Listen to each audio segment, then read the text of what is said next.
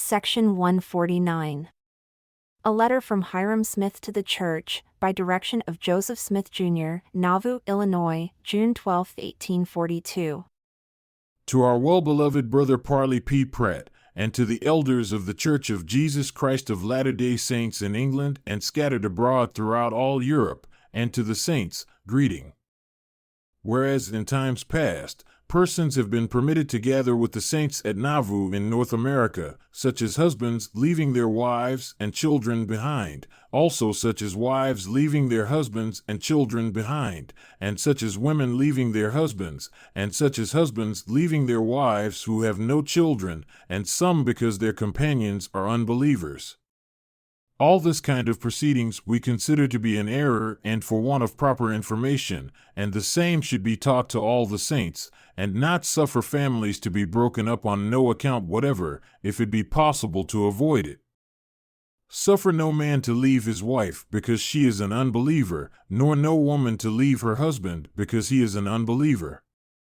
These things are an evil, and must be forbidden by the authorities of the church, or they will come under condemnation, for the gathering is not in haste, nor by flight, but to prepare all things before you, and you know not but the unbeliever may be converted and the Lord heal them.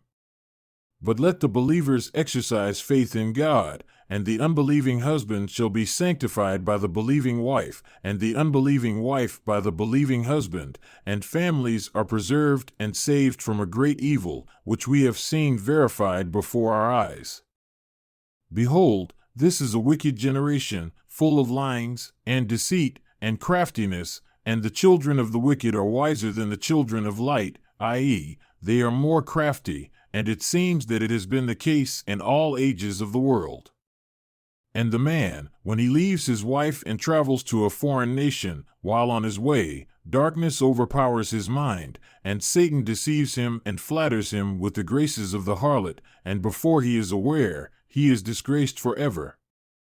And greater is the danger for the woman that leaves her husband. And there are several instances where women have left their husbands and come to this place, and in a few weeks or months they have found themselves new husbands, and they are living in adultery, and we are obliged to cut them off from the church. There are men also that are guilty of the same crime, as we are credibly informed. We are knowing to their having taken wives here, and are credibly informed that they have wives in England.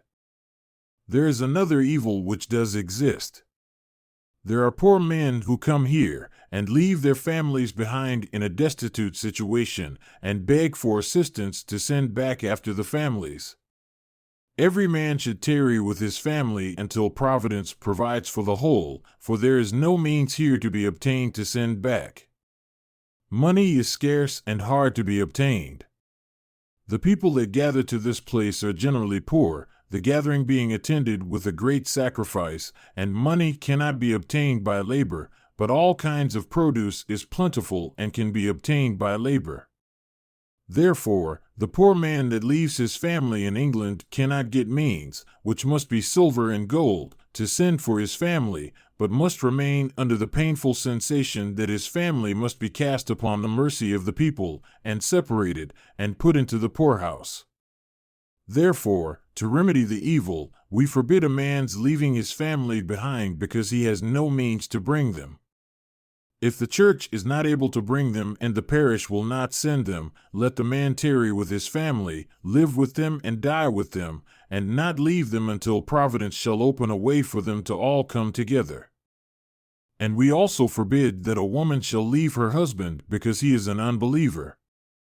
We also forbid that a man shall leave his wife because she is an unbeliever.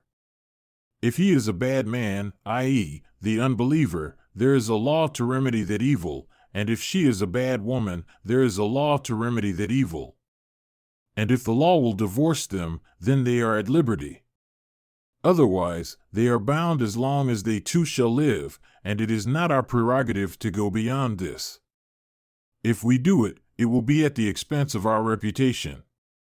These are the things in plainness which we desire should be publicly known, and you can publish them in the Millennial Star in full, or extract, as you please. It is a general time of health in Nauvoo. Everything begins to flourish and look prosperous. Crops of grain have the appearance of a rich harvest. Immigration continues to increase, so does also the city. We expect to see Brother P. Pratt probably as soon as next spring.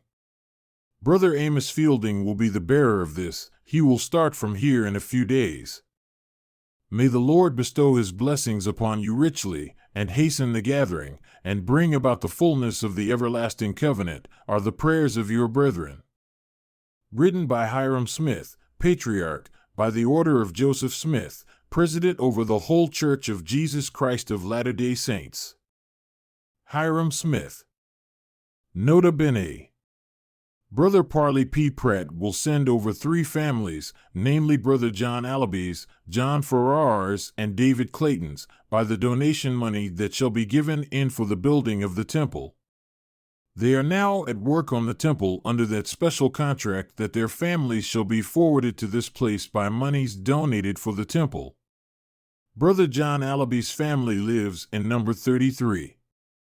Brownlow Hill, Liverpool. John Farrar and David Clayton's families live at Messrs. William Bashall and William Boardman's Mill, Farrington, near Preston, Lancashire. Direct and Farrar care of Mr. Thomas Beardwood, shopkeeper, Messrs. Bashall and Boardman's Mill. Also Elizabeth Clayton care of Mr. Thomas Beardwood, shopkeeper, Messrs. Bashall and Boardman's Mill, Farrington, near Preston, Lancashire. Brother Amos Fielding will understand the particulars. This is a precedent that we cannot establish, therefore you will be particular and keep this to yourself. Joseph Smith. Trustee in Trust. Hyrum Smith. We wish to have these families sent this fall if possible, or they must suffer. J.S. H.S. We assure you that you have our best feelings and our prayers and have no fault to find.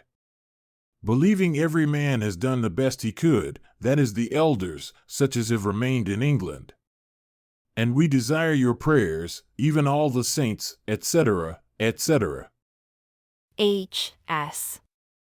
J.S.